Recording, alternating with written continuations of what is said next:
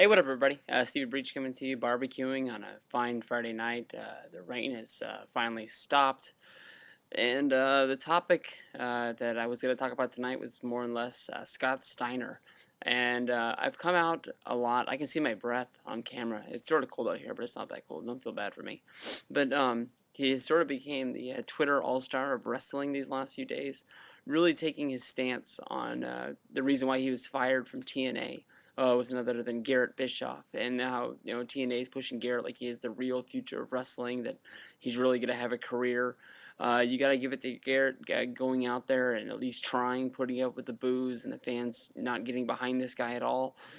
He actually helps, I think, Crimson get a good response now. I mean, people sort of forgot about the push that Crimson was getting about the losing streak and everything like that, but everybody's up in arms because everybody knows the spot that Garrett's in is a spot that another wrestler could have. And the only reason that he has it is because of Hogan and Bischoff, and he is coming out against it. And I think it is pretty cool that a wrestler is coming out and speaking against the wrestling business this bad. But at the same hand, this is the same thing that got Scott Steiner blackballed pretty much from WWE. The second he was fired from there, he started running his mouth about steroids and Triple H, about how Triple H never had to take steroid tests and Vince never had to, and just the backdoor politics. Said stuff about Stephanie, this, that, and the other. All in all, not that much of a good career choice. I mean, right now he's pretty much blackballed himself out of the United States. You can pretty much say, because that Hunter and WWE's not making that phone call, and there's no way in the world that TNA is bringing it back.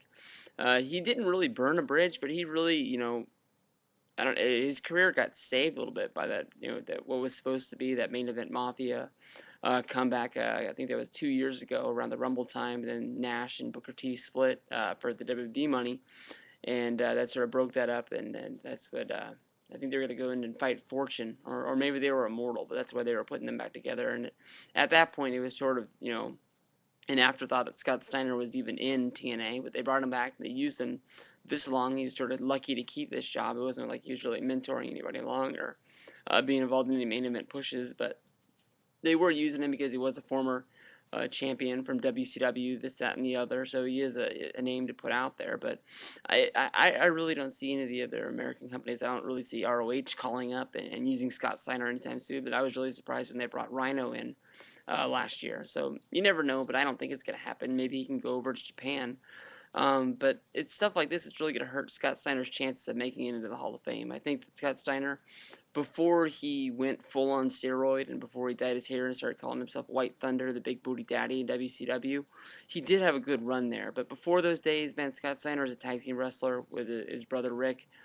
Some of the best stuff that you can ever see. Every time he was what I was sort of relaying as John Morrison was. Every time he got in the ring, there was something that he did that you'd never seen before. This guy made moves up as the what is now known as the Hurricanrana and so on and so forth. Call it the Hurricanrana in front of him and see how mad he gets. That's pretty funny. You can look up a few videos on YouTube. People have the balls to actually walk up to him and actually call him that instead of it calling the Frankensteiner and so on and so forth. But Scott Steiner is a wrestler that I've always been a fan of. When he was in WCW till its dying day, I was a fan of this guy. I knew what he was doing wasn't good, but it was the one reason that I kept watching was his character. And you never knew what he was going to do, what he was going to say. Everybody remembers a promo he did on Thunder, basically telling everybody to change channel every time Ric Flair came out to watch Stone Cold Steve Austin, a guy that WCW let go. And the one dumb thing about this was, WCW, hello, this was a taped show. You didn't have to air that promo if you didn't want to, yet you still did. Makes no sense to me. But Scott Steiner, do what you're doing because it makes me laugh. It makes a lot of people happy that you're standing up trying to make TNA better. It's not going to work.